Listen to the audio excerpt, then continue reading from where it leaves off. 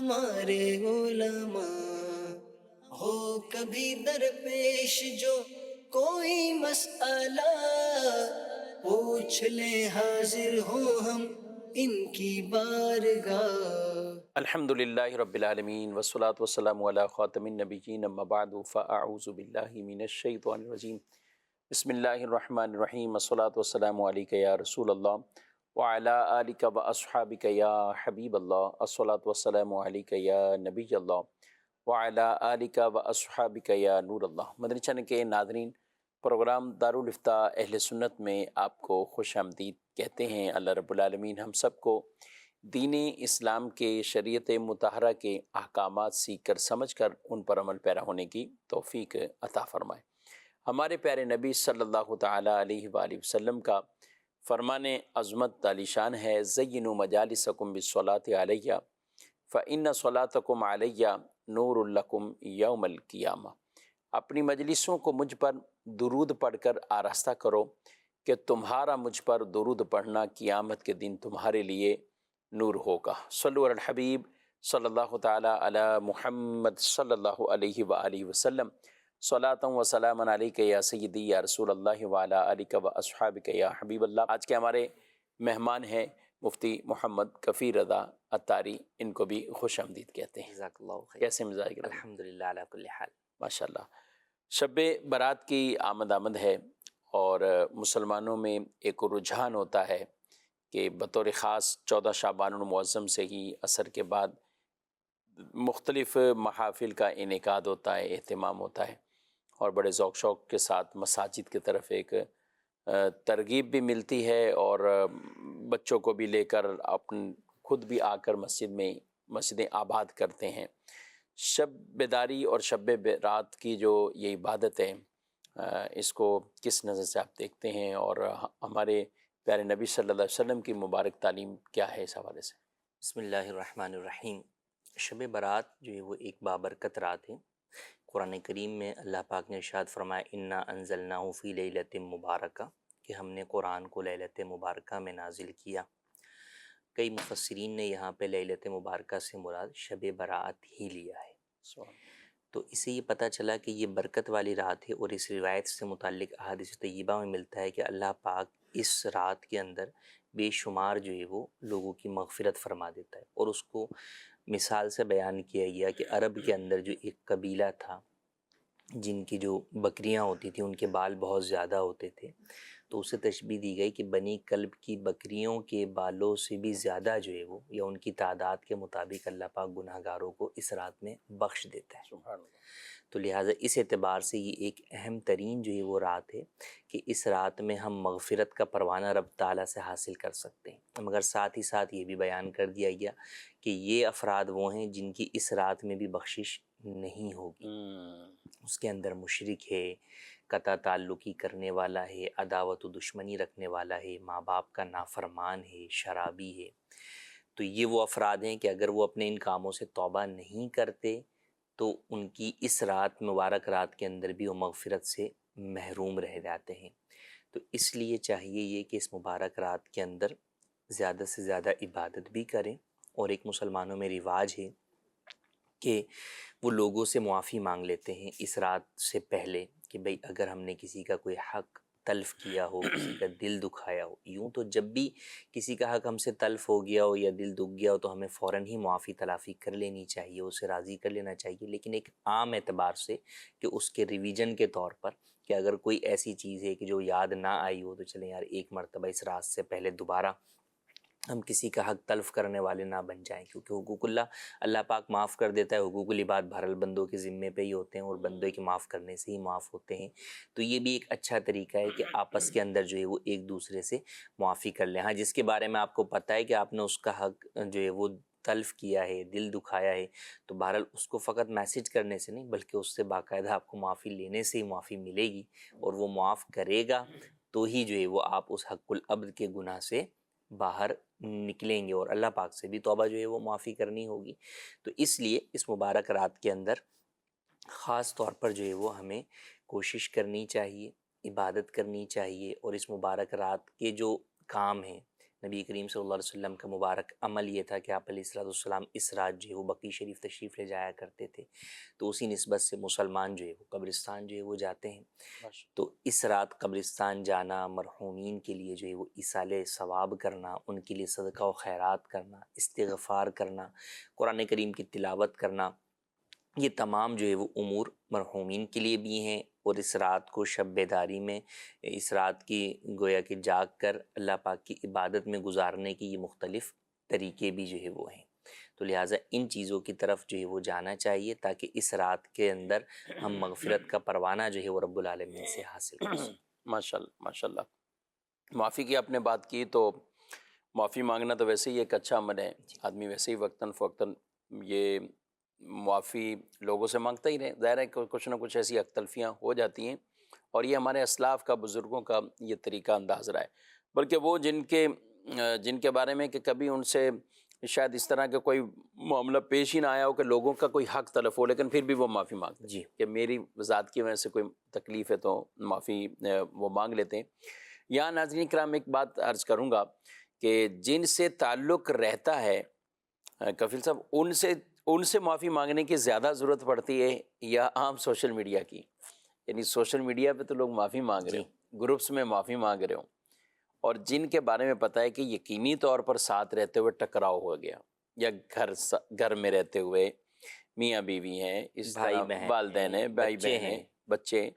اچھا جن کے ساتھ آفس میں کام کرتے ہیں تو وہ بھی، پھر جن سے واسطہ زیادہ پڑتا رہتا ہے، یعنی جن سے مانگنی ہے معافی ان سے کوئی مانگ نہیں رہا ہو اور دیگر ذرائع پہ مانگ رہا ہو، تو کیا کہیں گے؟ دیکھیں بنیادی طور پر تو ایک معافی مانگنے کا عمل تو اچھا عمل ہے، صحیح۔ لیکن بہت ساری چیزیں بسا اوقات آج کل کے زمانے میں ہم کوئی عبادت بھی کر رہے ہوتے ہیں تو اس کو جو ہے نا وہ رسمی عبادت بنا دیتے ہیں، یا اس کام کو، وہ نیک کام ہوتا ہے لیکن اس کو ایک رسمی یا ایک جو ہے نا سوشل میڈیا والا جو ہے وہ کام بنا دیتے ہیں۔ تو بہرحال جس سے آپ نے معافی مانگنی ہے، جس کا آپ نے حق تلف کیا ہے، یا آپ کو یہ لگتا ہے کہ نہیں یار اس سے میرا اتنا جو ہے وہ تعلق ہے، رابطہ ہے، واسطہ پڑتا ہے کہ خواہی نہ خواہی میں کوئی نہ کوئی حق تلف ہو گیا ہوگا، کوئی بات ایسی بول دی ہوگی، تو لہٰذا اس سے آپ سچے دل سے جو ہے وہ 1 to 1 جو ہے وہ اس سے معافی مانگیں، اور واقعی آپ کے دل میں ندامت اور شرمندگی بھی ہو اس بات کے اوپر کہ یار نہیں واقعی جو ہے وہ میں نے، اگر آپ کو کوئی بھی بات بری لگی، اگر کوئی بات یاد ہے تو بھلے اس چیز کو سامنے رکھ کر آپ جو ہے وہ کریں کہ یار میں نے آپ کو وہ بات بولی تھی تو یقیناً بری لگ گئی ہوگی آپ کو، تو میں جو ہے وہ معذرت کرتا ہوں اس بات کے اوپر۔ تو یوں سچے دل سے جو ہے وہ معافی مانگنا بہرحال ضروری ہے۔ اور کئی جو آپ رشتے آپ نے بیان کیے، اس کے اندر ہوتا ہے کہ عموماً چھوٹا بڑوں سے تو معافی مانگ لیتا ہے، لیکن آپ بڑے ہوں تو کیا آپ اپنے چھوٹوں سے معافی مانگ لیتے ہیں؟ جیسے کیا شوہر بیوی سے بھی معافی مانگے گا؟ کیا جو ہے وہ باپ جو ہے وہ اپنے بچوں سے بھی معافی مانگے گا؟ یقیناً باپ بھی ان کا حق بسا اوقات تلف کر بیٹھتا ہے، ان کے اوپر بلا وجہ جو ہے وہ ڈانٹ دیا، انہیں بلا وجہ جو ہے وہ مار دیا، یا کوئی ایسی بات جو ہے وہ انہیں کہہ دی جس سے بچوں کو جو ہے وہ بہت تکلیف پہنچی۔ تو لہٰذا یہ تمام حقوق ہیں جن کا خیال کرنا ضروری ہے۔ اسی طرح چھوٹے بہن بھائی ہیں تو عموماً بڑے بہن بھائیوں سے تو آپ نے معافی مانگی لیکن چھوٹوں کو جو ہے وہ آپ نے پلٹ کے پوچھا ہی نہیں۔ تو ایسا نہیں ہونا چاہیے۔ جو مقصد ہے معافی کا وہ اپنے نامہ اعمال میں آپ نے حقوق العباد سے متعلق گناہوں کو ختم کرنا ہے۔ تو وہ گناہ جن کے ساتھ ہوئے ہیں، جن کا حق آپ نے تلف کیا، ان سے معافی مانگیں گے تو ہی جو ہے ختم ہوں گے، ورنہ اس کے علاوہ آپ ان سے معافی نہ مانگیں اور سوشل میڈیا پہ یا گروپوں میں جو ہے وہ جسٹ میسیجز فارورڈ کر دیں تو اس سے جو ہے وہ یہ چیز جو ہے وہ ختم نہیں ہوگی۔ تو بہرحال وہ اس کا ایک اپنا امپیکٹ ہے کہ ایک معاشرے کے اندر لوگوں میں ان میسیجز کے ذریعے سے ایک رجحان تو پایا جاتا ہے، اس طرف کسی کو سوچنے کا موقع ہی مل جائے کہ یار جو میسیج آیا تو یار چلے میں بھی جو ہے وہ اپنی پھپھو سے، اپنی جو ہے وہ بہن سے، اپنے بھائی سے، اپنے والد سے معافی مانگ لوں، کہ چلیں پورے سال نہیں مانگی لیکن یہ موقع، کسی موقع کے اوپر ہی اگر انسان جو ہے کوئی دل کو چوٹ لگ جاتی ہے اور وہ اپنے آپ کو اس گناہ سے بچانے میں کامیاب ہو جاتا ہے تو یقیناً موت سے پہلے جب بھی بندہ توبہ کر لے تو یہ اس کے لیے جو ہے وہ خوشائن بات ہی ہے۔ تو لہٰذا اس لیے جو ہے وہ کوشش کرنی چاہیے، مگر اس کے لیے جیسے ہم آج بھی بیان کر رہے ہیں تو یہ نہیں کہ اگر آپ کو ہماری بات سن کر یہ ابھی یاد آ گیا ہو کہ یار میں نے فلاں کا حق تلف کیا تو آپ کل تک انتظار کرتے رہیں گے نہیں کل ہی معافی مانگوں گا، نہیں، معافی تو دیکھیں فوراً مانگیں، جب بھی توجہ ہو گئی، جب بھی یاد آ گیا آپ کو تو فوراً، اور یہ ضروری نہیں شب برات کے بعد بھی اگر آپ کو یاد آ گیا کہ یار فلاں رشتہ دار کو میں نے فون نہیں کیا تھا، واقعی اس کا میں نے اس کو یہ بات بول دی تھی، تو آپ اس کے بعد بھی اسے فون کر کے جو ہے وہ معافی مانگ لیں کہ اس کا تعلق شب برات کے ساتھ نہیں کہ بھئی شب برات کے موقع پر ہی معافی مانگنی ہے، اس کے بعد نہیں مانگنی۔ تو لہٰذا معافی کا جو حقیقی تصور ہے اور جو اس کی غرض ہے وہ ہے کہ ہم اپنے آپ کو جو ہے وہ حقوق العباد کے معاملات میں بری الذمہ کر لیں۔ تو اس چیز کو جب پیش نظر رکھیں گے تو انشاءاللہ حقیقی معنوں کے اندر معافی والا جو ایک طریقہ دیا ہے وہ صحیح معنوں کے اندر جو ہے وہ عمل اس پر ہو سکے گا۔ جی، بڑھتے ہیں ہم ناظرین کے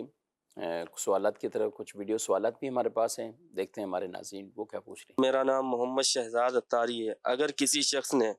کاروبار کی نیت سے پلاٹ خریدا ہوا ہے تو اس پر زکوٰۃ اور حج فرض ہے یا نہیں؟ ارشاد فرمائیے۔ جی، کاروبار کی نیت سے پلاٹ خریدا ہو۔ جی دیکھیں، اب یہ کاروبار کا لفظ بڑا وسیع ہے کہ اس نے اس لیے خریدا ہے کہ اس جگہ پہ میں دکان بناؤں گا اور اس میں کاروبار چلاؤں گا۔ صحیح ہے۔ یہ بھی کاروبار کے لیے جگہ خریدی ہوئی ہے۔ یہ کسی شخص نے جو ہے وہ ایک جگہ خریدی ہوئی ہے کہ بھئی یہاں پر میں جو ہے نا وہ پلازا بناؤں گا یا شاپ بناؤں گا اور وہ رینٹ کے اوپر جو ہے وہ دوں گا، یہ بھی تو کاروباری یہ بھی کاروباری ہے، لیکن اس صورت میں زکوٰۃ نہیں ہے۔ ایک یہ ہے کہ اس نے پلاٹ خریدا اس لیے کہ میں اس کو بیچوں گا، تو اصل میں جو شریعت میں تجارت یا کاروبار کی جب ہم زکوٰۃ کے معاملے میں بات کرتے ہیں وہاں یہ کہ آپ نے اس چیز کو بیچنے کی نیت سے خریدا، صحیح۔ تو جب آپ اس کو سیل کرنے کی نیت سے جو ہے وہ پرچیز کریں گے تو پھر وہ آپ کا مال تجارت بن جاتا ہے اور پھر اس کی آپ کو زکوٰۃ دینی ہوتی ہے۔ ٹھیک ہے، یعنی شروع سے ہی اس کی نیت ہی یہی ہے کہ میں نے اس کو بیچنا ہے۔ اس کو بیچنا ہے، اچھا، بنا کر بیچنا ہے، اس میں بھی کوئی فرق پڑے گا؟ نہیں اس صورت کے اندر بھی جو ہے وہ مال تجارت ہی ہے، یعنی کہ زکوٰۃ اصل جو ہے وہ بیچنا ہی ہے۔ صحیح ہے، یعنی کچھ ہوتے ہیں کہ زمین خرید لی تو کہتے ہیں کہ ہم دکانیں بنا کر بیچیں گے۔ جی اچھا، یا عام طور پہ ہمارے یہاں فلیٹس ہیں یا اس طرح کی یہ چیزیں ہیں تو وہ بنا کر بیچیں گے۔ تو بھی جو ہے وہ مال تجارت ہی ہے اور اس کے اوپر زکوٰۃ ہوگی۔ ٹھیک ہے، مزید۔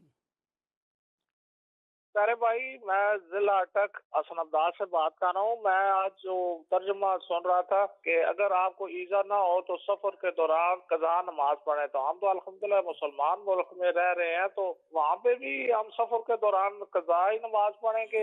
قصر یا کہ پوری نماز پڑھیں؟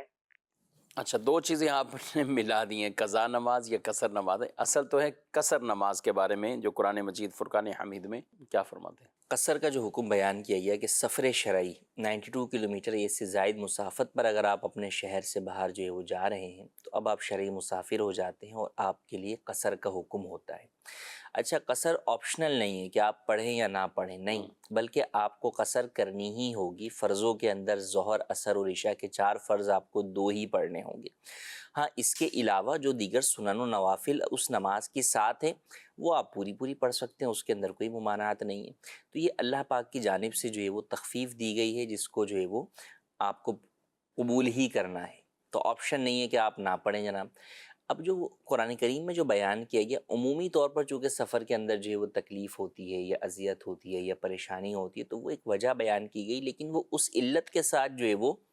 خاص نہیں ہے۔ خاص نہیں ہے۔ تو اگر کسی کا بہت آرام دہ سفر بھی ہے تو ایسی صورت کے اندر جو ہے وہ اگر سفر شرعی ہے تو وہ قصر کرے گا، اور کسی کا سفر بہت تکلیف دہ ہے لیکن وہ ہے 92 کلومیٹر سے کم مسافت کا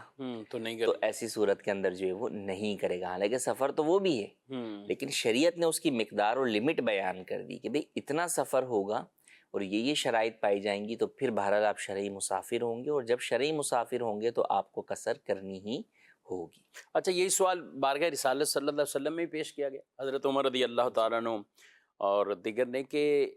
جب رسول اللہ صلی اللہ علیہ وسلم سے پوچھا گیا کہ یا رسول اللہ صلی اللہ علیہ وسلم، وہ جو حکم نازل ہوا تھا قصر کا اس وقت وہ جنگ اور اس طرح کی کیفیت، ابھی تو ہم امن کی حالت میں یعنی کہیں بھی سفر کر کے جا رہے ہیں، تو آپ صلی اللہ علیہ وسلم نے فرمایا کہ اللہ کی طرف سے یہ تحفہ ہے، یہ ہدیہ ہے اللہ کی طرف سے، اسے قبول کرو، یعنی اسے اسی طرح ہی ادا کرو۔ تو اب چاہے وہ تکلیف دہ سفر ہو یا آسانیوں والا سفر ہو، ویسے آسانی جتنی بھی ہو کچھ نہ کچھ تکلیف اس کے ساتھ بھی متصل رہتی ہی ہے، لیکن بات وہی ہے کہ جو معیار ہے شریعت مطالعہ 92 کلومیٹر، بعض اوقات آدمی آدھا دن بھی کہیں یعنی بائی ایئر سفر کرے تو شاید وہ کتنے ہزار کلومیٹر بھی کر سکتا ہے، جی اور تکلیف اس کو نہ بھی ہو، اور یہ بھی ہو سکتا ہے کہ کوئی 50 کلومیٹر پہ بھی بہت تکلیف کے ساتھ پہنچ رہے ہیں، جیسے کہ آپ نے کہا، تو جو معیار ہے اصل اسی پر رہنا ہے، 92 کلومیٹر یا اس سے زائد۔ وہ سفر چاہے آپ کا آسائش کے ساتھ ہے، آسانی کے ساتھ ہے اور بہترین سواریوں کے ساتھ ہے، تو آپ کو بہر صورت قصر نماز وہ ادا کرنی ہے۔ اور یہ اس کو یوں نہیں کہ ہم نے اس کو قصر جو ہے وہ ہم زیادہ پڑھ رہے ہیں تو زیادہ ثواب ہے، نہیں، جتنی شریعت نے فرمایا اتنی رکھتے پڑھیں گے تو وہی ثواب کا عمل ہوگا اور وہی قابل قبول ہوگی۔ اچھا، بات چلی ہے تو اب جان بوجھ کر کوئی اسی طرح نماز پڑھتا رہے اور کہ میں تو بالکل نارمل ہوں۔ اچھا، کچھ وہاں پہنچ جاتے ہیں جہاں پہنچنا ہے سفر کر کے، لیکن وہاں 15 دن کی نیت ان کی نہیں، اب وہ 2 دن ہیں، 4 دن ہیں، 10 دن ہیں، مسافر شرعی ہوتے ہیں، لیکن وہ بھی وہاں پہ اسی طریقے سے وہ کہ ابھی اب تو ہم یہاں پہنچ گئے نا، اب تو ہم سفر میں نہیں ہیں، اب 5 دن سٹے ہے، 10 دن سٹے ہے، تو اب پڑھ لے، پوری پڑھے، تو کیا حکم اس کے لیے؟ جی دیکھیں، وہاں پہنچ گئے، یعنی کوئی بھی شخص اگر کسی جگہ پر پہنچتا ہے تو اب 2 چیزیں، یا تو وہ اس کا وطن اصلی ہے یا وہ وطن اصلی اس کا نہیں ہے۔ جب وطن اصلی نہیں ہے تو پھر کسی بھی جگہ پر پہنچ کر اگر 15 دن رہنے کی نیت کر لیتا ہے یا اس سے زیادہ رہنے کا اس کا ارادہ ہے تو ایسی صورت میں تو وہ مقیم ہو جائے گا، پوری نماز پڑھے گا۔ لیکن اگر 15 دن سے کم رہنے کا ارادہ ہے تو وہ شرعی مسافر ہی رہے گا، اور وہاں پر اگرچہ وہ آسائش کے ساتھ رہائش پذیر ہو، جب بھی بہرحال وہ نماز میں قصر ہی کرے گا۔ اگر کسی نے قصر کی بجائے جو ہے وہ 4 رکعت نماز ادا کر لی، تو اب اگر اس نے دوسری رکعت پر قعدہ کیا ہے تو آخر میں سجدہ سہو کر لے، اگر بھول کر کبھی ایسا ہوا تو نماز ہو جائے گی، اور اگر جان بوجھ کر ہی کسی نے کیا کہ نہیں یار اسے مسئلہ ہی نہیں پتہ تھا، وہ سمجھ رہا ہے کہ ٹھیک ہے اب تو میں ایزی ہو گیا ہوں تو میں پوری پڑھ لیتا ہوں، تو اب وہ نماز واجب الاعادہ ہوگی، اس کو دہرانا ہوگا، کیونکہ اس کے لیے جو ہے وہ ضروری ہے کہ وہ 2 کے اوپر ہی جو ہے وہ سلام پھیرے۔ اور اگر کسی نے بالفرض 4 رکعت والی اس طرح کی نماز پڑھی اور وہ دوسری پر بیٹھا ہی نہیں، بھول گیا دوسری پر بیٹھنا، تو اب ایسی صورت میں اس کی وہ نماز نہیں ہوگی، کیونکہ اس شخص کے لیے دوسری کے اوپر بیٹھنا یہ قعدہ اخیرہ فرض ہے۔ تو جب اس کا قعدہ اخیرہ فرض ہی جو ہے وہ رہ گیا تو فرض رہ جانے سے نماز ہوتی ہی نہیں ہے۔ کئی دفعہ ہوتا ہے کہ لوگ عمرے پر جب جاتے ہیں تو وہاں یہ سوچتے ہیں کہ یار یہاں اگر بھی آدھی نماز پڑھیں کیا، صحیح، تو یہاں تو جو ہے وہ پوری نماز جو ہے وہ ہم پڑھیں گے، تو ہوتے وہ شرعی مسافر ہیں۔ اچھا، 15 دن والی ہم نے بات کی تو اس میں بھی لوگوں کے ذہن میں ہوتا ہے کہ بھئی ہمارا پیکیج تو جو ہے وہ 15 دن کا ہے، ہاں 20 دن بھی ہے، 22 دن کا بھی جو ہے وہ پیکیج ہے، لیکن در حقیقت یہ اس میں ملک کا اعتبار نہیں ہے، اس میں شہر کا اعتبار ہے۔ آپ عرب ملک کے اعتبار سے تو 15 دن کا ویزا ہے، آپ پیکیج پر ہیں یا 20 دن کریں، لیکن در حقیقت مکے میں آپ کے 15 دن نہیں ہیں، مکے میں آپ کے جو ہے وہ 7 دن ہیں، 8 دن آپ کے مدینے میں ہیں، یا 22 اگر دن ہیں تو اس میں 11 دن جو ہے وہ آپ کے جو ہے وہ ہوں گے، تو 15 دن کسی ایک شہر میں آپ کا نہیں۔ صحیح، تو کسی ایک شہر میں جب 15 دن آپ کا قیام ہوگا تو پھر آپ جو ہے وہ مقیم ہوں گے اور پھر وہاں پر آپ نماز مکمل ادا کریں گے۔ اب ایسی صورت میں آپ مکہ مدینہ میں عبادت کرنا چاہتے ہیں تو بالکل عبادت کرنا منع تھوڑی ہے، وہ صرف قصر نماز جو فرض ہے ظہر عصر عشاء، اس میں آپ کو یہ ہے کہ بھئی 2 پڑھیں، اس کے علاوہ آپ جتنے سنن و نوافل چاہیں پڑھیں۔ مکے کے اندر آپ جو ہے وہ طواف افضل ترین وہاں کی عبادت ہے، تو آپ طواف جو ہے وہ زیادہ سے زیادہ جو ہے وہ کرتے رہیں، تو وہ منع نہیں ہے آپ کو، وہ آپ کر سکتے ہیں۔ ٹھیک ہے، یعنی مخصوص ثواب ہے، تو جو ثواب کے ذرائع ہیں وہ جتنے بھی آپ حاصل کریں، لیکن شریعت مطالعہ کے مطابق۔ آپ اس کی جیسے طواف کی آپ نے بات کی، تو طواف 7 چکر ہیں، جی، آپ کو کہے کہ میں 10 چکر کروں گا، میں 8 چکر کروں، تو اسی طرح رکعت میں بھی ہیں، عام روٹین میں بھی آپ فجر پڑھتے ہیں تو 2 رکعتیں، اور آپ نے ظہر پڑھی تو اس کے جو فرائض کی بات کر رہا ہوں، تو ظہر کے فرائض آپ پڑھیں گے تو 4 رکعتیں، تو ان میں بھی کوئی ہم کمی بیشی اپنی مرضی سے نہیں کر سکتے کہ میں فجر میں بہت زیادہ فریش ہوں تو میں 4 رکعت فرائض کو پڑھوں، سنت تو 2 رکعت ہیں، 2 فرض ہیں، لیکن ہم فرائض کو آگے کر لیں، سنت کی رکعتیں وہ بڑھا لیں، تو ایسا نہیں کر سکتے۔ تو اسی طرح قصر نماز کو بھی ہمیں بالکل جو ہے وہ سنجیدگی سے سمجھنا چاہیے، کیونکہ بہت سے لوگ کفیل صاحب سفر کرتے ہیں، شادیوں میں ادھر ادھر جانا، رشتہ داروں کے یہاں جانا، بالخصوص خواتین کی بات کریں، توجہ ہی نہیں ہوتی اس طرف جی، کہ یہ میں جو ہے وہ یہاں کہاں سے کہاں ہم آ چکے ہیں، اور اور اب نماز کیا پڑھنی ہے، کہاں قصر نماز پڑھنی ہے یا مکمل کراچی سے پڑھنی حیدرآباد جا رہے ہیں، اچھا دوسرے پاکستان کے بھی شہروں کی بات کریں، مختلف ہوں گے، اچھا بعد ایسے بھی ہوں گے کہ وہ مختلف شہروں سے ہوتے ہوئے کئی شہروں میں ان کو جانا ہوتا ہے، سٹے بھی کرتے جاتے ہیں، وہ بھی جاتے ہیں، توجہ ہی نہیں ہوتی اس طرف، اچھا اس میں بھی دونوں طرح کی ہے، یعنی آپ ایک شہر میں گئے وہاں سٹے کیا، پھر اگلے شہر میں گئے کچھ سٹے کیا، پھر اگلے شہر میں، اب وہ اپنا گمان کیا بولا ہے کہ میں چونکہ لاہور کا رہنے والا ہوں، اب میں لاہور سے چلتا چلتا چلتا میں نے تو کوئٹہ تک پہنچنا ہے، میں نے پشاور تک پہنچنا ہے، تو یہ تو 92 کلومیٹر سے زیادہ ہو گیا، لیکن جب اس کی ڈیٹیل تفصیل پوچھی جائے تو پتہ چلتا ہے کہ وہ لاہور سے نکلا ہے تو شیخو پورہ ہے، شیخو پورہ سے تو وہاں ہے، یعنی اس کا اگر سفر بن ہی نہیں رہا اسی طرح کا کہ وہ سفر شرعی ہو۔ یعنی سفر جو ہے وہ اس کا کٹ ہوتا چلا جا رہا ہے اور ہر جگہ اس کا الگ سے جانا مقصد ہے۔ جی تو اگر کوئی شخص جو ہے وہ مثال کے طور پہ آپ نے مثال دی لاہور سے کوئٹہ جو ہے وہ جا رہا ہے، لیکن اس کے ایک اسٹاپ سے دوسرے اسٹاپ سے مراد یہ کہ جہاں اس کا جانا مقصد ہے، سٹے جہاں کرنا ہے، جہاں اسٹے کرنا ہے۔ اگر کاروباری ڈیل کرنی ہے نا، اب یہاں اس کے ڈیلر ہیں، یہاں اس کے ڈیلر ہیں، یہاں اس کے تو ڈیلر، اب اگر ہر ایک جگہ کا درمیانی فاصلہ جو ہے وہ 92 کلومیٹر سے کم ہے، تو ایسی صورت کے اندر وہ پورا جو ہے وہ چلتا ہوا چلا گیا اینڈ تک، اگرچہ وہ کئی ہزار کلومیٹر بھی بن گیا تو وہ مسافر نہیں ہوگا۔ تو اس میں ہے کہ کنٹینیو کہ ون ٹائم آپ جو ہے وہ 92 کلومیٹر کی مسافت سے نکلے ہیں، جانے کا آپ کا ارادہ ہے، فرسٹ ڈیسٹینیشن آپ کی، یا جو بھی بیچ میں درمیان میں بھی کوئی بھی اگر ایسی ڈیسٹینیشن آ جاتی ہے کہ اب آپ کو پتہ ہے یہاں سے میں نکل رہا ہوں، اب یہاں سے آگے جو میں نے جانا ہے یہ 92 کلومیٹر یا اس سے زیادہ ہے، تو اب آپ مسافر ہیں۔ لیکن اگر وہ یہ کہ آپ پہلے آپ نے 50 کلومیٹر پہ آپ گئے، وہاں پر آپ نے اپنا کام کیا، پھر آگے 50 کلومیٹر پر گئے، پھر آگے کام کیا، یوں 50 کلومیٹر کرتے کرتے اگرچہ آپ نے 1000 کلومیٹر بھی طے کر لیا تو آپ مسافر نہیں بنے، یعنی بیچ میں کہیں بھی آپ 92 کلومیٹر کے اس زاویے میں نہیں آ رہے ہیں، تو ان چیزوں کا بھی خیال رکھنا ہے۔ جی مزید مفتی صاحب سے عرض ہے کہ جو سفر کا مسئلہ بھی آپ نے بتایا ہے، تو اس میں جب آپ اپنے گھر سے نکل پڑتے ہیں اور ہمارا شہر جس طرح کراچی ماشاءاللہ بڑا شہر ہے، تو ہم پر قصر کی نماز سٹارٹ کب ہوگی؟ ہم کتنا فاصلہ طے کر لیں گے، شہر کی آبادی کو چھوڑیں گے، اور جو ہم نے سفر کرنا ہے وہ ہم نے شہر کے آخر سے 92 کلومیٹر دیکھنا ہے یا اپنے گھر سے 92 کلومیٹر دیکھنا ہے؟ جی کراچی شہر خود 50 کلومیٹر پر ہوگا، تو جی اپنے گھر سے نہیں دیکھتے، کہ اس میں ہے کہ آپ اپنے شہر کی آبادی سے جب باہر نکل جائیں گے تو وہاں سے آپ ڈسٹینس کیلکولیٹ کریں گے اگلے اس شہر کی آبادی شروع ہونے تک جہاں کا آپ جو ہے وہ ڈسٹینس جس میں آپ جانا چاہ رہے ہیں، تو ان دونوں شہروں کے درمیان کا آبادی ختم ہونے سے لے کر اگلے شہر کی آبادی شروع ہونے تک، ان دونوں کے درمیان کا فاصلہ اگر 92 کلومیٹر یا اس سے زائد مسافت کا ہے تو آپ شرعی مسافر بنیں گے، ورنہ نہیں۔ ٹھیک ہے، اب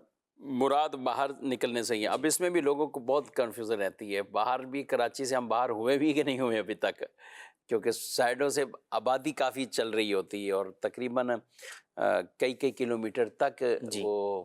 اچھا اس میں اور شہروں کا بھی مسئلہ ہے، تو اس میں کیا ان کو ایک معیار بنانا چاہیے؟ جس طرف آپ جا رہے ہیں، دیکھیں شہر بسا اوقات 4 طرف پھیلا ہوا ہوتا ہے، تو جس طرف آپ جا رہے ہیں اس طرف کی جب آبادی ختم ہو جائے گی تو پھر وہاں سے آپ کی مسافت کا وہ کیلکولیشن شروع ہو جائے گی۔ ٹھیک ہے، چھوٹے شہروں میں تو اتنا مسئلہ نہیں ہوتا، وہ تقریباً ان کو تو 1-1.5 کلومیٹر کے اندر اندر ہی وہ ختم ہو جاتی ہے زیادہ تر شہر جو عام طور پہ۔ اچھا اس میں گاؤں دیہات والے ہیں، ان کا اپنے گاؤں کا مسئلہ ہے؟ جی ان کے اپنے گاؤں دیہات کی جب آبادی ختم ہو جائے گی تو پھر وہ اس کے بعد سے جو ہے وہ شرعی وہاں سے وہ مسافر شرعی مسافر جو ہے وہ جی مزید میرا مفتی صاحب سے سوال یہ ہے کہ 15 شعبان کی رات لوگ مغرب کی نماز کے بعد قبرستان جاتے ہیں، تو کیا مغرب کی نماز کے بعد ہی قبرستان جانا ضروری ہے یا کسی اور ٹائم بھی جا سکتے ہیں؟ ٹھیک ہے مزید دارالفتہ میں میرا سوال یہ ہے مفتی صاحب سے کہ شب برات کے دنوں میں جو جن کے علاوہ کن یا کوئی بھی رشتہ دار فوت ہو جاتے ہیں تو کہا یہ جاتا ہے کہ ان کا عرفہ جب عرفہ کرنا چاہیے، عرفہ کرنے سے جو نئی جو دفن ہوتے ہیں وہ پرانوں کی اس میں شامل ہو جاتے ہیں، تو ایسا کرنا کیسا، اور اس کے بارے میں کچھ رہنمائی فرمایا کہ یہ عرفہ ہوتا کیا ہے؟ عرفہ کی فاتحہ تو بہت وہ مشہور ہے اور کراچی میں تو کافی لوگ اس کے حوالے سے پوچھتے ہیں،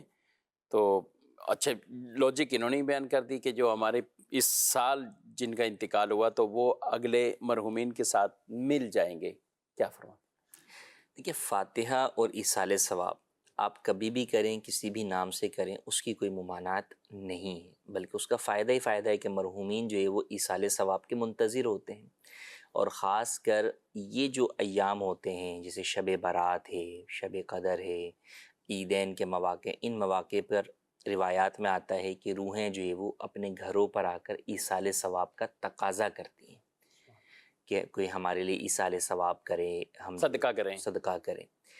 تو یوں تو صدقہ و خیرات آپ کسی بھی نام سے جو ہے وہ کر سکتے. اچھا، مختلف جو ہے وہ فاتحاؤں کے نام لوگوں نے عرفاً جو ہے وہ رکھے ہوئے ہوتے ہیں. شرعی اعتبار سے تو سب کچھ ایصال ثواب ہے. جیسے 11ویں کی فاتحہ کو 11ویں جو ہے وہ کہا جاتا ہے،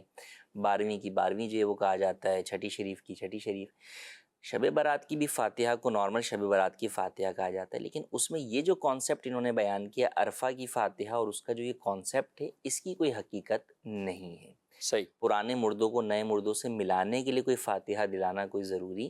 نہیں ہے. ایسا نہیں ہے کہ کوئی فاتحہ نہیں دلائے گا تو جناب وہ نہیں ملیں گے. وہ تو عالم برزخ ہے. عالم برزخ کے اندر جن ارواح سے ملنے کی اللہ پاک کی جانب سے اجازت ہے وہ ملاقات کر سکتی ہیں. اور جن کو اجازت نہیں ہے، جو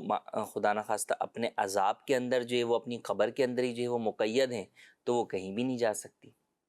تو لہٰذا اس کا ان باتوں سے کوئی تعلق نہیں ہے پرانے نئے مرحومین کے ساتھ، یا یہ فاتحہ صرف جو ہے وہ نئے مردوں کے لیے ہی ہوگی، ایسا نہیں ہے. نارمل فاتحہ دلائیں اور وہ سب کے لیے دلائیں، تمام جو ہے وہ اپنے عزیز و اقارب اور مرحومین کے لیے دلائیں. انشاءاللہ اس کا ثواب انہیں پہنچے گا اور وہ اسی ثواب کی منتظر ہوگی. ٹھیک ہے، ماشاءاللہ. اور اس کو چاہے عرفہ کا نام دیا ہوا یا کچھ بھی، کیا کہیں گے؟ جی، نام دینے میں حرج نہیں. اچھا، لوگ پوچھ بھی نہیں ہوتے نا اس کا عرفہ ابھی ہے یا اس کا عرفہ اگلے سال ہوگا یا اس کا عرفہ کب ہوگا، تو یہ سب عوامی باتیں. جی، یہ عوامی باتیں ہیں، ان کا جو ہے وہ شریعت سے کوئی تعلق نہیں. ٹھیک ہے. باقی اصال ثواب ہے وہ تو ضرور کر سکتے ہیں اور وہ کرنا بھی چاہیے. اچھا، 15 شعبان کو کہے کہ مغرب کے بعد ہی کیا جانا ضروری ہے؟ رات میں جانے کا تو ہے، یہ کیا مغرب کے بعد ہی جانا ہے؟ رات میں اصل میں جانا ہے، اور رات کا آغاز جو ہے وہ غروب آفتاب کے بعد سے ہو جاتا ہے، جو کہ اگلے دن جو ہے وہ صبح صادق تک جو ہے وہ رہتا ہے. تو اس لیے اس ڈیوریشن کے اندر جو ہے وہ آپ جائیں گے تو سنت جو ہے وہ ادا ہو جائے گی. لیکن مغرب کے بعد ہی جانا ضروری نہیں ہے. رات دیر سے بھی جو ہے وہ جا سکتے ہیں، 12-1 بجے 2 بجے بھی آپ جو ہے وہ جا سکتے ہیں. قبرستان میں ویسے رات میں جانا منع ہے اکیلے، لیکن چونکہ ان ایام اس دن رات کے اندر قبرستان خالی نہیں ہوتا، سب لوگ ہوتے ہیں، چراغاں ہوتا ہے، دیگر سب چیزیں ہوتی ہیں، تو اس لیے رات میں جو ہے وہ جانے میں کوئی حرج نہیں. ٹھیک ہے. مغرب کے بعد نوافل بھی پڑھے جاتے ہیں. کوشش کریں کہ آپ پہلے ان نوافل کے اندر شرکت کر لیں اور ادا کریں. اگر آپ کسی ایسی جگہ ہیں کہ اجتماعی صورت میں نہیں بھی آ سکتے، آپ اپنے طور پہ انفرادی طور پہ آپ ادا کر لیں. 6 رکعت وہ نفل نماز ادا کی جاتی ہے 2-2 رکعت کر کے. تو ان میں آپ چاہے جیسے بھی آپ کو آسانی ہے تو آپ وہ مغرب کے بعد ان نوافل کو ادا کر لیں اور 2 رکعت ادا کریں، پھر اس کے بعد 2 رکعت، پھر اس کے بعد 2 رکعت. ہر 2 رکعت کے درمیان میں آپ سورہ یاسین شریف کی تلاوت کر لیں یا سن لیں، اور یا 21 دفعہ کل شریف، کل هو اللہ احد، یہ سورہ اخلاص، اس کو آپ پڑھ لیجئے. تو اس طرح آپ کر کے 6 رکعت آپ کی، اور دعائے نصف شعبان المعظم کبریٰ شیخ طریقت امیر اہل سنت دامت برکاتہم العالیہ کا جو رسالہ ہے آقا کا مہینہ، تو اس میں یہ دعا بھی موجود ہے، تو اس دعا کو بھی پڑھیے. تو ایسا ہوگا کہ انشاءاللہ 15 شعبان کے شروع سے ہی، آغاز سے ہی آپ کو یہ ثواب ملنا شروع ہو جائے گا، اور ایک نیکیوں والا آغاز ہوگا شب برات سے، کیونکہ نامہ اعمال کی تبدیلی بھی ہوتی ہے. تو پچھلے سال کا جو کچھ ہے، اب اگلے سال نیا اس کا سلسلہ، تو اس میں ہمیں چاہیے کہ پہلے تو اپنے گناہوں سے توبہ طائب بھی ہوں، اور پھر ساتھ ساتھ یہ عبادت بھی کریں گے تو انشاءاللہ اس کی برکات بھی نصیب ہو جائیں گی. پھر رات میں کسی وقت بھی قبرستان. اچھا، قبرستان میں بھی مختلف ہے. جیسے ہم بڑے شہروں کی بات کریں تو یہاں تو بڑی ایک گہما گہمی ہوتی ہے، بندے کو خوف یہ وہ کچھ نہیں. لیکن عام علاقوں میں جائیں یا جو بالکل گاؤں دیہات کہہ لیں یا چھوٹے شہر کہہ لیں، تو وہاں ہر قبرستان میں یہ کیفیت ہوتی نہیں ہے. تو اب ایسے میں کیا کرنا چاہیے؟ کچھ لوگوں کو ساتھ لے کر چلے جائیں، اکیلے نہ جائیں. ایسی صورت کے اندر 2-4 افراد مل کر جو ہے وہ چلے جائیں، یعنی خوف نہ آئے یا آدمی اصل ڈر نہ یہ کہ جائے. جو ہے وہ آدمی ڈر نہ جائے کوئی بھی ایسی چیز سے، تو لہٰذا اس لیے کسی کو ساتھ جو ہے وہ پھر لے کر جائیں. تو وہ مانوس ہوتے ہیں. قبرستان بھی جب جائیں تو میری یہی ایک گزارش ہوگی کہ آپ اپنے مرحومین کو اصال ثواب کی نیت سے اور اپنی قبر و آخرت کو یاد کرنے کے لیے یہ آپ اس طور پہ جائیں. گہما گہمی ہو، ادھر کوئی نیاز بٹ رہی ہے، شربت تقسیم ہو رہا ہے، فلاں چیز ہے، تو ان چیزوں میں ہی ہمیں مشغول نہیں ہونا. اور یہ کام ہونے بھی نہیں چاہیے قبرستان میں، یہ باہر ہی ہوں، قبرستان کی باؤنڈری سے باہر ہوں۔ اندر قبرستان کے اندر ہیں تو وہ بندہ ان کو ایصال ثواب کرے، مرحومین کو، اور جس قبر کے پاس آپ تلاوت کر رہے ہیں، ذکر کر رہے ہیں، تو وہ مانوس ہوتے ہیں، انسیت ان کو ملتی ہے۔ تو قبر و آخرت کو یاد رکھتے ہوئے قبرستان کی حاضری ہونی چاہیے۔ مزید سوال؟ مفتی صاحب سے میرا سوال ہے، کہا جاتا ہے کہ شب رات میں روحیں گھر پر آتی ہیں، تو لوگ قبرستان کیوں جاتے ہیں؟ جی، روحیں جب گھر پہ آتی ہیں تو پھر قبرستان کیوں جا رہے ہیں؟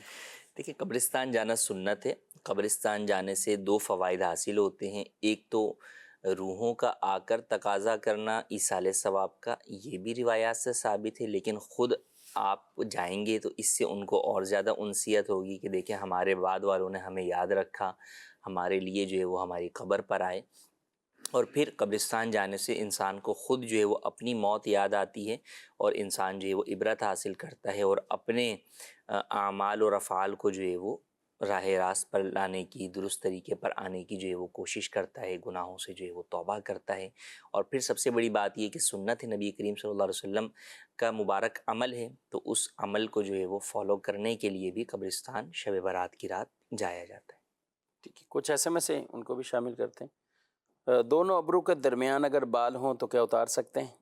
جی ہاں، دونوں ابرو کے درمیان والے بالوں کو صاف کیا جا سکتا ہے۔ دونوں ابرو کے درمیان کون سی؟ یہ ناک سے اوپر؟ جی، ناک کی سیدھ میں آپ جو بال آ جاتے ہیں تو انہیں صاف۔ اچھا، بعض کے بالکل پورے بھرے ہوئے ہوتے ہیں۔ جی، اچھا، نہ بھی کاٹیں تو؟ نہ بھی کاٹیں تو حرج نہیں، کاٹنا کوئی ضروری نہیں۔ اچھا، کاٹنا ضروری نہیں۔ اور ویسے ابرو کے جو بال ہیں، ہاں، ایبرو کے جو بال کاٹنا ہے یا اس کی شیپ بنانا ہے وہ جائز نہیں ہے، یعنی اس کی جسے پاک سیٹنگ میں کرنا، اس سے جو ہے وہ منع کیا گیا، بلکہ لعنت فرمائی گئی ایسا کرنے والی پر اور کروانے والی پر۔ عام طور پر عورتوں کے اندر جو ہے وہ یہ شوق ہوتا ہے اور وہ کرواتی ہیں، اور انہیں نارمل بال بھی جو ہے بسا اوقات بہت بڑے محسوس ہو رہے ہوتے ہیں۔ تو ایسا نہیں ہے کہ جو ہے وہ نارمل نہیں ہوتے، نارمل ہی ہوتے ہیں، لیکن انہیں یہ لگ رہا ہوتا ہے کہ نہیں جو ہے وہ بہت زیادہ ہیں، تو یہ فیشن کے طور پر یا اس کے علاوہ بھی اجازت نہیں ہے عورتوں کو ابرو کے بال بنانے یا بنوانے کی، نہ مردوں کی اجازت ہے نہ عورتوں کی اجازت ہے۔ مسجد کے امام کا مصلی بہت موٹا ہو تو کیا ان سے پوچھ سکتے ہیں کہ آپ کی پیشانی لگ رہی نہیں لگ رہی، آپ دبا رہے ہیں نہیں دبا رہے ہیں؟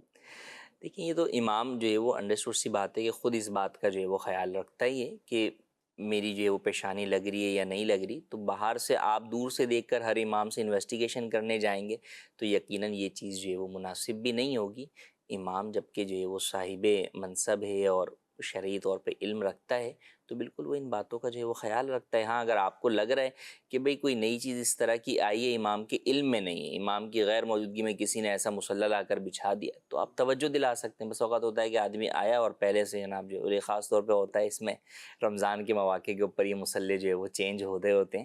تو اس صورت کے اندر یہ ہے کہ آپ کو لگتا ہے تو آپ پہلے سے مؤذن یا اس کی توجہ دلا دیں کہ بھائی یہ موٹا مصلی یہ نہ بچھائیں، یا امام صاحب کو دکھا کر بچھائیں۔ اور خود فیصلہ بھی نہ کرے۔ بعض اوقات کچھ کو محسوس ہو رہا تھا کہ یہ واقعی موٹا ہے، جی، اور یہ تو ہر موٹا چیز نہیں، بعض ایسے قالین ہوتے ہیں موٹے ہوتے ہیں لیکن وہ بڑے دبیز ہوتے ہیں، اس کے اندر ایسا نہیں ہوتا کہ نیچے فوم کی صورت یا کچھ جی، اور ہیں۔ اب ہر مین تو یہ بین کے اندر دیکھیں تو وہ اب قالین کتنے موٹے قالین ہیں، لیکن ایک ان کی موٹائی میں بھی وہ دبیز پن، سختی پن، وہ سب چیزیں آ جاتی ہیں۔ تو اس میں وساوس میں بھی نہیں پڑنا، اور باقی مسئلہ پوچھ لیجیے۔ عام طور پہ ائمہ اکرام جو امام ہوتے ہیں وہ عالم ہوتے ہیں، یا عالم نہ ہو تو کم از کم اتنے دین کے مسائل بھی جاننے والے ہوتے ہیں، تو مسئلہ پوچھ لیا جائے اور انہی سے مسئلہ پوچھ لیں۔ تو اچھا، یہ غلطی ہوتی کفیل صاحب کہ 2-3 بچھا دیتے ہیں، یعنی امام کا اپنا مصلی تو اوپر ہے، ان کو پتہ ہی نہیں ہے نیچے یہ جو ہے وہ کچھ اور بچھا دیے۔ اچھا، امام ہو یا کہیں بھی، اگر بالفرض کہیں انہوں نے نماز پڑھ لی اور پیشانی لگائی،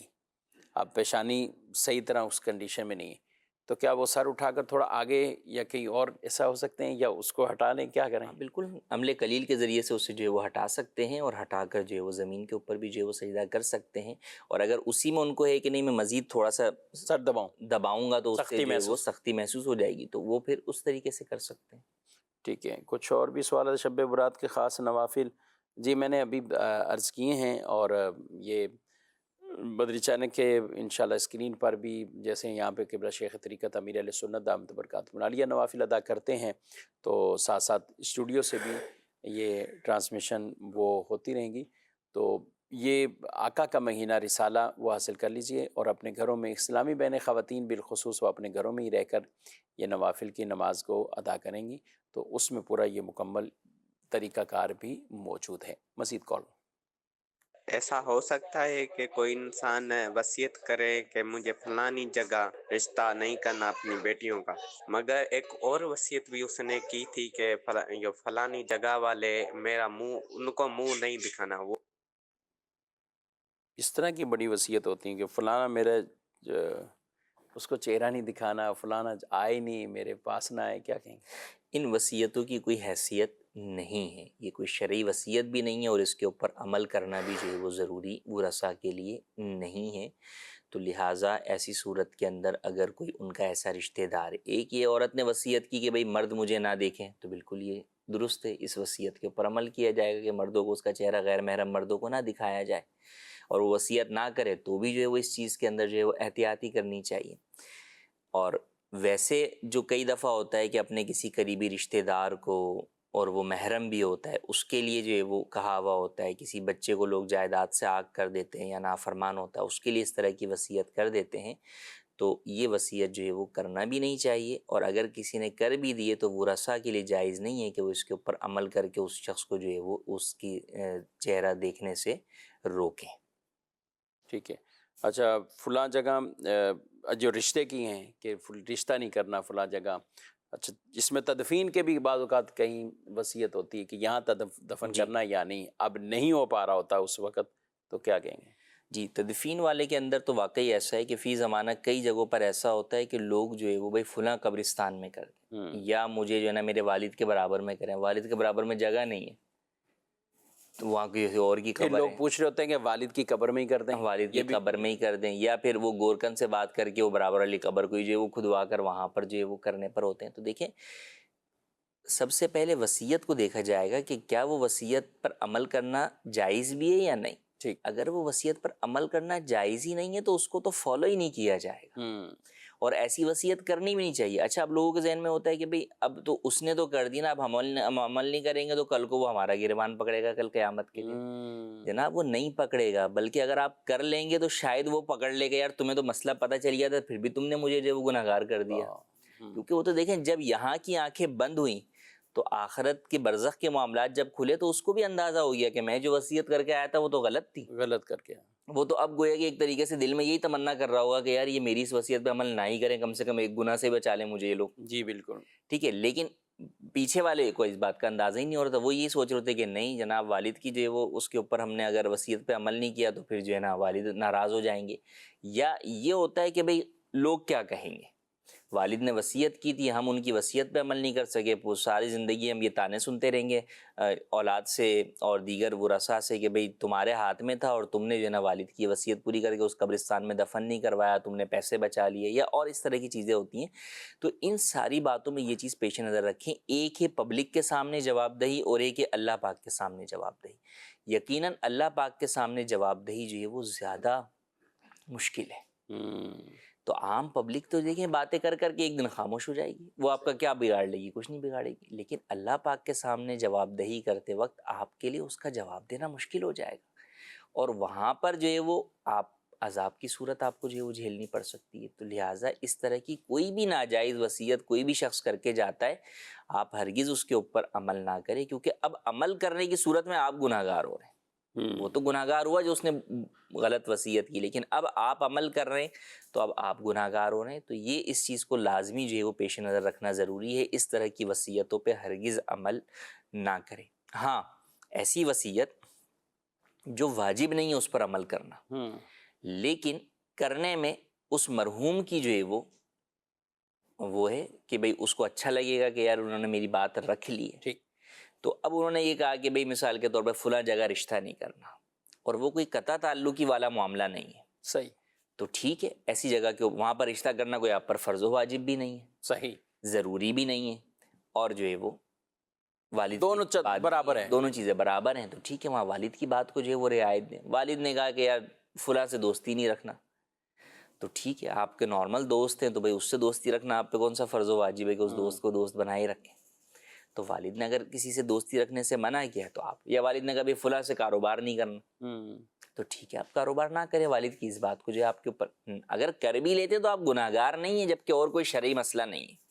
لیکن یہاں پر والد کی اس وصیت کی رعایت آپ کر لیں گے تو انہیں جو ہے وہ اچھا لگے گا. اچھا, لوگوں کو یہ سمجھنا ضروری, قطع تعلقی کیا چیز ہے اور ایک کام کا نہ کرنا کیا چیز ہے. جی, یہ کیا چیز ہے, وہ سمجھتے کہ یہ شاید قطع تعلقی میں ہی ہم چلے جائیں. یہ قطع تعلق, دیکھیں رشتہ نہیں کرنا اس جگہ پر یہ قطع تعلق بھائی ہی والد نہیں ہے. زندگی میں بھی تو کسی کو منع کہ اس کے یہاں بھی زیادہ آنا جانا نہیں کرو, اس کے ساتھ اٹھنا بیٹھنا نہیں کرو, تو یہ باتیں تو مفید ہوتی ہیں کئی اعتبار سے. جی وہ اپنے تجربات کی روشنی میں کہہ رہے ہوتے ہیں. بالکل ایسے ہی. دیکھیں رشتہ داری قطع تعلقی ایک الگ صورت ہے کہ بھئی تم نے جو ہے وہ ان سے ملاقات بالکل پھپھو سے ملنا ہی نہیں, ہاں, بات ہی نہیں کرنی, بات چیت ہی نہیں کرنی ہے, نہ ان کے گھر کبھی جانا ہے, وہ نہ ان کو اپنے گھر آنے دینا ہے. یہ قطع تعلقی کی وصیت ہے اگر والد کرتے ہیں تو اس کے اوپر عمل جو ہے وہ بالکل نہیں کیا جائے گا.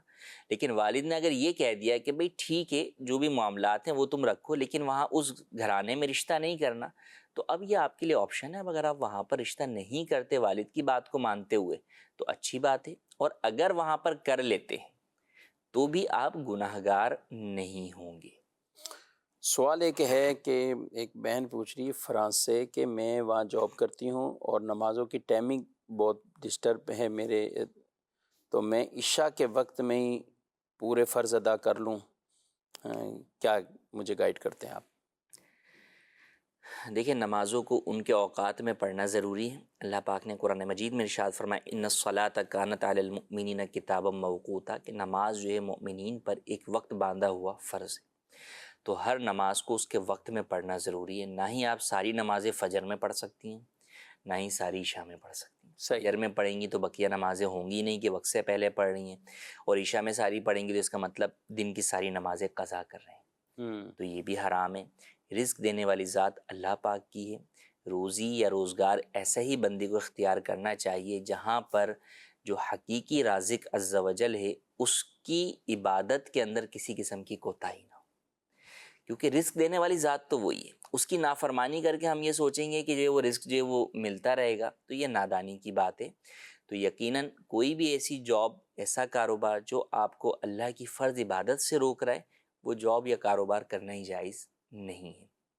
تو آپ کو جاب چینج کرنی پڑے گی یا جاب میں سے ٹائم نکالنا پڑے گا, لیکن بہرحال نماز آپ کو بر وقت ہی ادا کرنی ہوگی. نہ کوئی نماز پہلے پڑھی جا سکتی ہے, نہ ہی قضا کرنے کی اجازت ہے.